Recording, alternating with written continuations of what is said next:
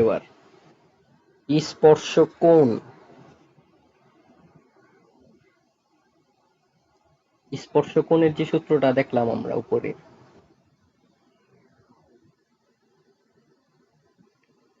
বইয়ে দেখাই, এই যে এখানে এই সূত্রগুলার অঙ্ক, এই সূত্রটার অঙ্ক,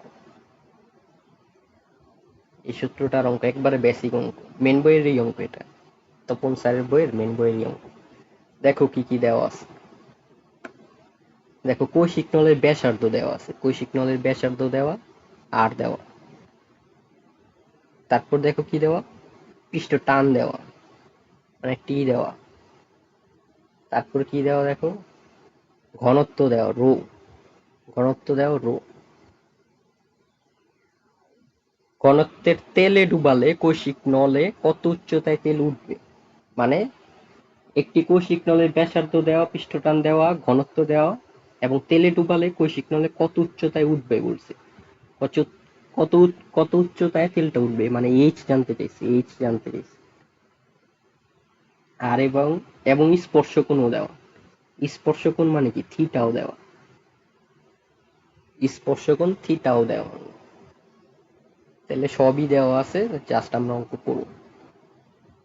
তাহলে আর ইকুয়াল টু কি, 0.1 মিলিমিটার। এটারে 0.1 ইন্টু কি, 10⁻³ মিটার।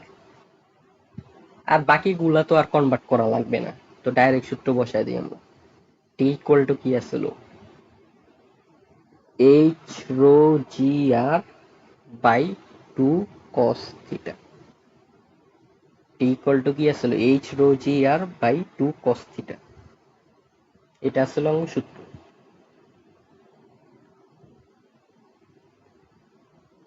এই T equal to h rho g r by 2 cos θ, এটা আসলে সূত্র। এখন জাস্ট মান বসায় দেন। উচ্চতা কত দেওয়া আছে, উচ্চতা, উচ্চতাই তো বাইক করতে বলছে। হ্যাঁ, উচ্চতাই বাইক করতে বলছে। তাহলে উচ্চতাই বাইক করতে বলছে, তাহলে উচ্চতাটা আমরা এখান থেকে বাইক করি।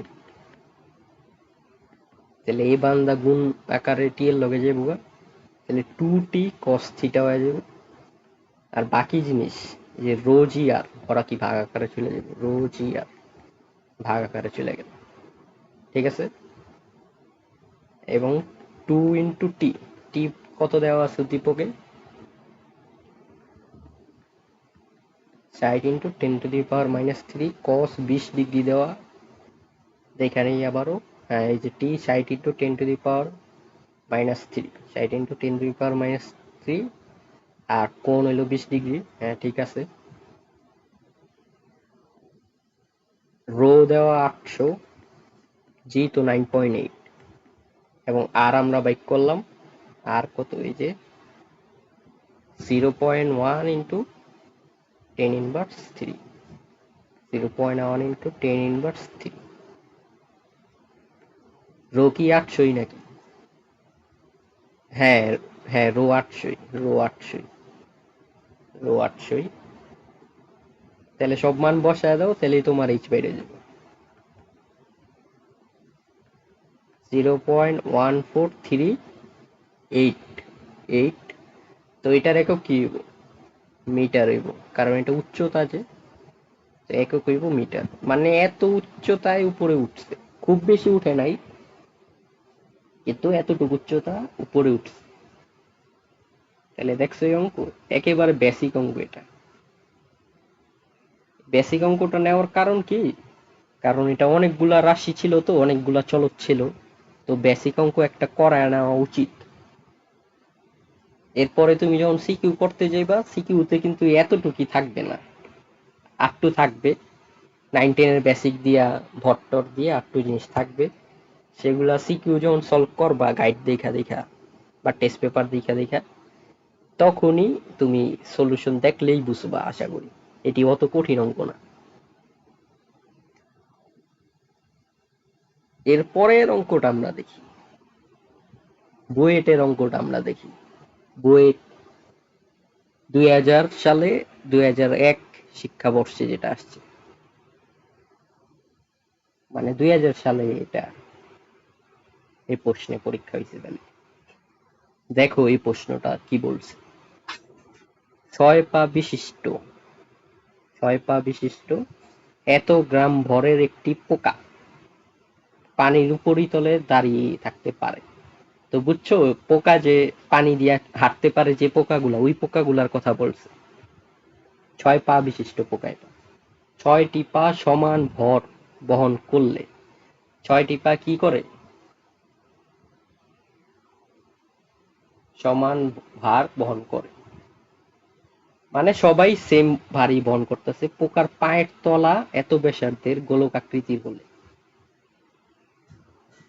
তাহলে ব্যাসার্ধ দেওয়া আছে, ব্যাসার্ধ দেওয়া আছে, পায়ের ব্যাসার্ধ দেওয়া আছে, এবং বলছে পানির সাথে পোকার পায়ের স্পর্শ কোণ কত। পানির সাথে পোকার পায়ের কি, মানে থিটা জানতে চাইছে। কি জানতে চাইছে? স্পর্শ কোণ থিটা জানতে চাইছে। থিটা জানতে চাইছে, স্পর্শ কোণ থিটা জানতে চাইছে। আর টি তো দেওয়াই আছে, দেখো পানির পৃষ্ঠটান টি দেওয়া আছে, এই যে দেখো টি দেওয়া আছে, জিও দেওয়া আছে, সবই দেওয়া আছে। এবং এটা কি দেওয়া আছে? ভর দেওয়া আছে, ভর। এটা কার ভর? পোকাটার ভর। এই ভরটা কার? পোকার ভর। তাহলে পোকার ভর দেওয়া কত? পোকার ভর দেওয়া হইল 3.0 × 10⁻³ পোকার ভর দেওয়া এটা, ঠিক আছে? তাহলে এটা আমরা নেই কিসে, কেজিতে নেই, 3 × 10⁻6 হয়ে যাবে, 6 হয়ে যাবে কেজি। গ্রাম থেকে কেজিতে নিতে হলে কি করতে হয়? 1000 দিয়ে ভাগ করতে হয়, 1000 দিয়ে ভাগ করতে হয়। তাহলে 1000 দিয়ে ভাগ করলেই দেখো গ্রাম থেকে কেজিতে গেছে। তাহলে এটা আসবে, ঠিক আছে? তাহলে এটা হলো পোকার ভর। আর পোকার পাও আসলো কয়টা? পোকার পাও আসলো দেখো 6টা। প্রশ্নে দেখছো 6টা পাও বলছে। তাহলে পাও গুলাই তো পানিতে আছে, তাই না? পাও গুলা পানিতে আছে না? তাহলে পায়ের ভর বাইক করো, পোকার একটি পায়ের ভর বাইক করো।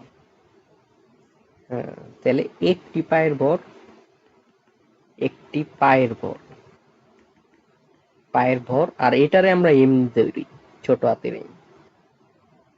তাহলে এই উপরের সংখ্যাটারে 6 দিয়ে ভাগ করলেই কি তোমার পোকার একটি পায়ের ভর বাইরে, এটা ভাগ 6 দাও।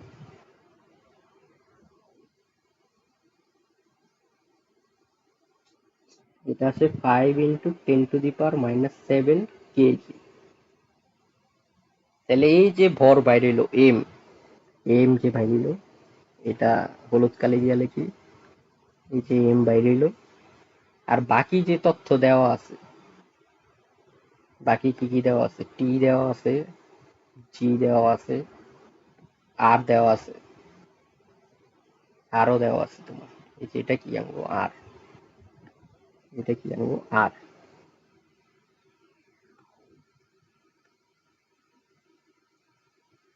আর। তো থিটা বাইক করতে বলছে, আঙ্গো থিটা বাইক করতে বলছে, আঙ্গো বাইক করতে বলছে কি থিটা। প্রশ্নে বলছে কি থিটা কত স্পর্শ। তো তো এখন তুমি এটা কোন সূত্র দিয়ে করবে? এটা কিন্তু তুমি একবারে বেসিক সূত্র দিয়েই করতে পারো। বেসিক সূত্র কোনটা? বেসিক সূত্র এটা, 2π/r/t, 2π/r/t cos theta equal to কি? mg। এটা দিয়েই তুমি করতে পারবা, যেহেতু ভর দেওয়া আছে। ভর দেওয়া থাকলেই তুমি বুঝবা যে ঘুরে ফিরা তোমার এই সূত্রটাই ইউজ করতে হবে, যে যে সূত্রটা মাত্র লেখলাম। তখন আর তুমি এই সূত্র ইউজ করতে পারবা না, তো এই যে এটা তো আর ইউজ করতে পারবা না। এখানে তো ঘনত্ব দেওয়া, এখানে কি দেওয়া? ঘনত্ব দেওয়া, এখানে ভর দেওয়া না তো। ব- হ্যাঁ,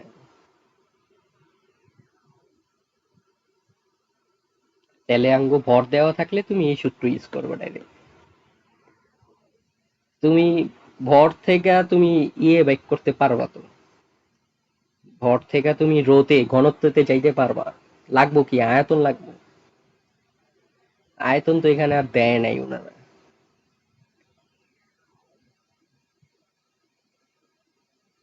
তো এই সূত্র দিয়ে অঙ্ক করতে, এই সূত্র দিয়ে অঙ্ক করো, বসায় দাও 2 পাই আর, আর কিন্তু দেওয়া আছে উদ্দীপকে, দেখো আর এটাই আর, এই যে এটা আর, 2 × 10⁻⁻5, 2 × 10⁻⁻5, তাহলে বসায় দাও 2 × 10⁻⁻5, টিও দেওয়া আছে উদ্দীপকে, দেখো এই যে দেখো টি,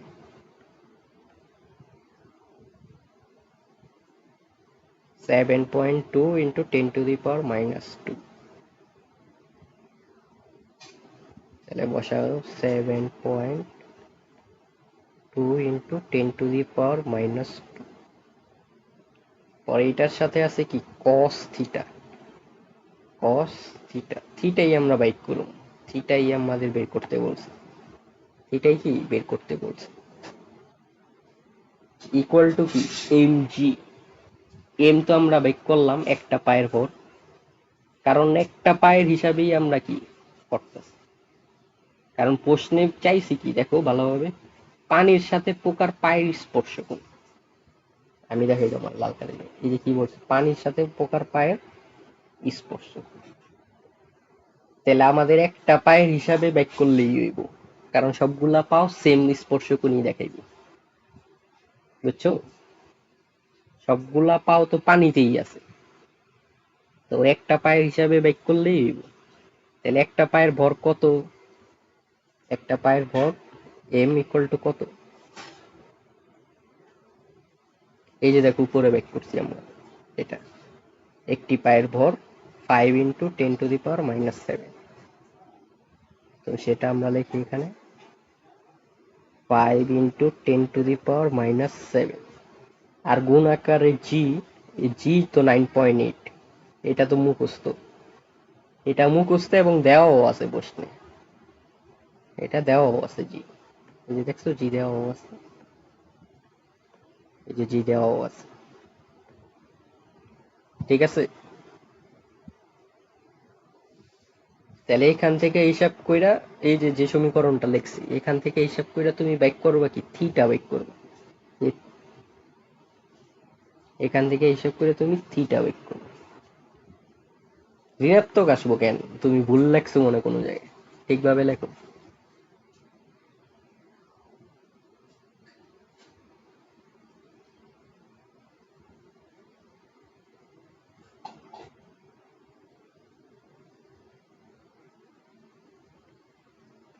এমনি করো আমি তোমার দেখো,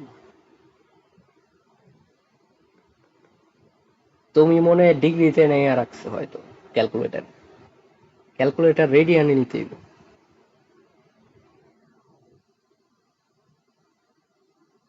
ডিগ্রিতেও তো আসার কথা, অত তো সমস্যা হওয়ার কথা না, তুমি কোনো জায়গায় ভুল তুলছো হয়তো,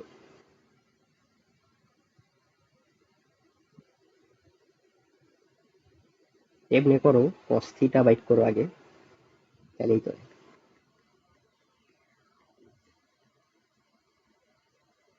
আগে cos থিটা বাইট করে নাও,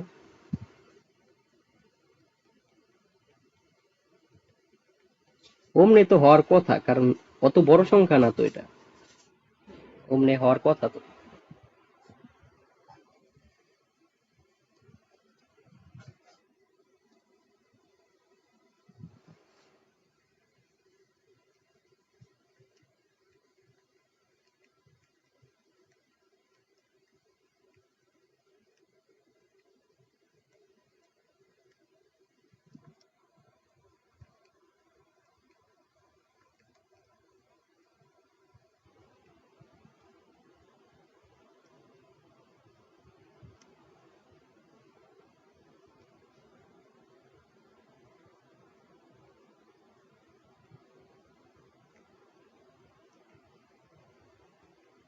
ওইটা কি ক্যালকুলেটর এটা দেখাইতে পারে নাই কেন? কারণ আমরা এই ক্যালকুলেটর তুমি যে নিয়মে করতেছো, এক্স এর একটা ভ্যালু দিতেছো না আগে, তো এক্স এর ভ্যালু দিয়া তো তুমি ওই শুদ্ধি পরীক্ষা কইরা কইরা বাইর করে, তোমারে বলছিলাম না? তো এক্স এর ভ্যালুটা কারণে অ্যান্সার ভিন্ন আসে অনেক টাইম। কারণ এটা হইলো তোমার ম্যাথের একটা নিয়ম, ফিক্সড পয়েন্ট ইটারেশন কয়, এটারে ফিক্সড পয়েন্ট ইটারেশন। তো এই ফিক্সড পয়েন্টে তুমি পয়েন্ট ভিন্ন ভিন্ন নিলে অ্যান্সারও ভিন্ন ভিন্ন আসে। হ্যাঁ,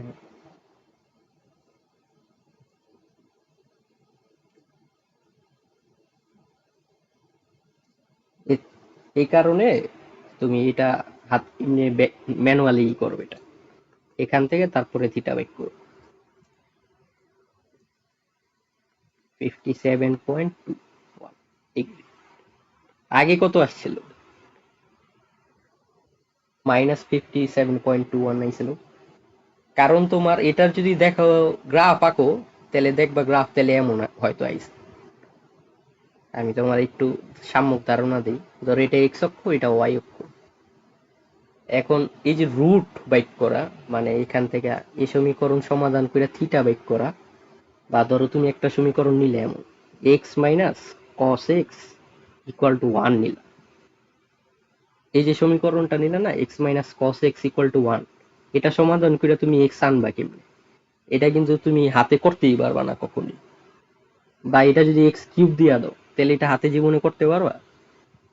এটা হাতে কখনো করতে পারবো না, কিন্তু এটা কিন্তু ক্যালকুলেটর করতে পারবো। ক্যালকুলেটর করতে পারবো, ম্যাথেও আছে ফিক্সড পয়েন্ট ইটারেশন কয় টপিকটারে, ফিক্সড পয়েন্ট ইটারেশন। এটা হলো তোমার নিউমেরিক্যাল অ্যানালাইসিসের টপিক, এমন পদ্ধতি অনেকগুলো আছে। তো এটা বেসিকটা হইলো তোমার ফিক্সড পয়েন্ট ইটারেশন, একটা পয়েন্ট দিয়া চিন্তা করে। তো এটার অ্যান্সারটা এক্সটা কি হইব? এক্সটা হইব, যদি তুমি এটার গ্রাফ আঁকো একেবারে সোজা হিসাবে, ধরো এটার গ্রাফটা হইলো এমন, এই যে জিনিসটা নিছি আমরা, এটা যদি তুমি বিন্দু পাতন করে গ্রাফ আঁকো, তাহলে গ্রাফটা হয়তো এমন। তাহলে এক্স অক্ষরে ছেদ করছে কি এখানে না? এখানে তো ছেদ করছে, তাহলে এটা হইব তার কি, এক্স এর মান। এটা হইলো তোমার কি মূল নির্ণয়, বলে না সমাধান বাইক করো বা মূল নির্ণয় করো, এই পয়েন্টটাই হইব সেই মূলটা, বা রুট, ইংরেজিতে বলে যে রুট। তো এটা ক্যালকুলেটারে যখন সমাধান করবা, এক্স যেটা বাইরিব ওইটা হইলো এই পয়েন্টটাই, যে পয়েন্টটা এক্স অক্ষে ছেদ করছে। এখন ধরো গ্রাফ এমন হইলো যে এক্স এ বারবার ছেদ করতেছে, এমন যদি গ্রাফ হয়ে যায়, ধরো এমন হয়ে গেল গ্রাফ, একবার এখানে, আবার এখানে, আবার এখানে, এভাবে ধরো এই 3 পয়েন্টে ছেদ করছে গ্রাফ, তাহলে এটার সমাধান কয়টা? 3টা সমাধান আছে। তাহলে এই সমীকরণ যদি সমাধান করো, তাহলে দেখবা 3টা সমাধান আছে। কয়টা সমাধান? 3টা সমাধান। এখন কথা হলো এই যে ফিক্সড পয়েন্ট ইটারেশন বললাম না, ওই 3টা সমাধান দিতে পারে না একসাথে। ওই দেয় কি, আমরা তো একটা পয়েন্ট প্রথমে নিয়ে তারপর হিসাব করি, একটা পয়েন্ট প্রথমে নিয়ে হিসাব করি, দেখবে ক্যালকুলেটর একটা পয়েন্ট আগে দিতে হয়, তারপর ওই হিসাবটা করে। তো তুমি ওরে যে পয়েন্টটা দিলা, ধরো তুমি ওয়ান দিলা, তো ওয়ানের কাছে কোন পয়েন্টটা? এই পয়েন্টটা। তো ওই অ্যান্সারটাই দেখাইবো, এই অ্যান্সারটা দেখাইবো, মানে ওর কাছাকাছি যে অ্যান্সারটা আছে ওইটা দেখাইবো। কিন্তু তোমার কাঙ্ক্ষিত যদি ওই লাস্টেরটা, ওই কিন্তু লাস্টেরটা দেখাইবো না, ক্যালকুলেটর লাস্টেরটা দেখাইবো না। হ্যাঁ, এমনি হয়। তুমি ম্যানুয়ালিও ফিক্স পয়েন্ট ইটারেশন করতে পারবা, হাতেও করতে পারবা এই অঙ্ক। 2-3 পেজ লাগে, 4-5 পেজ লাগে। তো ধরো এই পয়েন্টটা তোর 10, এখানে তোমার 10 ভর, তাহলে 10 পয়েন্ট দিয়ে যখন ক্যালকুলেটর হিসাব করবা, তখন তার কাছের যে বিন্দুটা আছে, সমাধান যেটা আছে, এটা তো সমাধান, তখন এটা সমাধান না, তখন ওই এটা দেখাইব। এই কারণে পয়েন্টের উপরে অ্যান্সারটা চেঞ্জ হয়ে যায়, এই কারণে। কারণ ক্যালকুলেটর তো আর বুঝে না, ক্যালকুলেটরে তো ওরা যেমনি প্রোগ্রামিং করছে, এখন এটা ফিক্স পয়েন্ট ইটারেশনই দিছে না, নিউটন র্যাপসন নিয়ম দিছে না, অন্য নিয়ম দিছে, অনেকগুলা নিয়ম আছে। এটা তো আর আমরা জানি না ক্যালকুলেটরে কোনটা দিছে প্রোগ্রামিং করার টাইমে চিপের ভিতরে, এটা তো আমরা জানি না। তো যেটাই দেও, এমন প্রত্যেকটাতেই কোনো না কোনো সমস্যা থাকে। পয়েন্ট টয়েন্ট নিয়েই করতে হয় মেনলি আমাদের।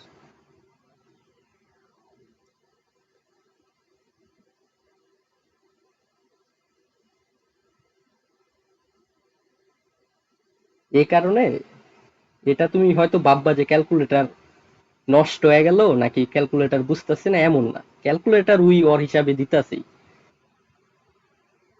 হ্যাঁ, ক্যালকুলেটর তুমি যে পয়েন্ট দিছো ওই পয়েন্ট অনুযায়ী বেক করে দিছি, ওইটা সঠিকই, ওই যেটা বেক করছে ওইটা সঠিকই, কিন্তু তোমার ফিজিক্সের অঙ্কের জন্য হয়তো ওইটা অনেক বড় মান, হয়তো অনেক ভিন্ন মান ওইটা।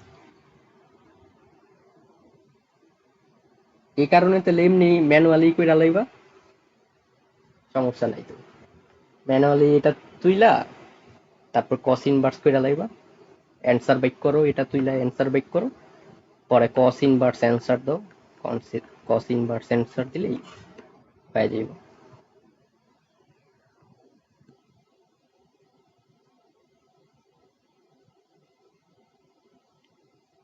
তাহলেই তোমার এটা আসবো অ্যান্সার, থিটা স্পর্শক কোণ হইলো এটা।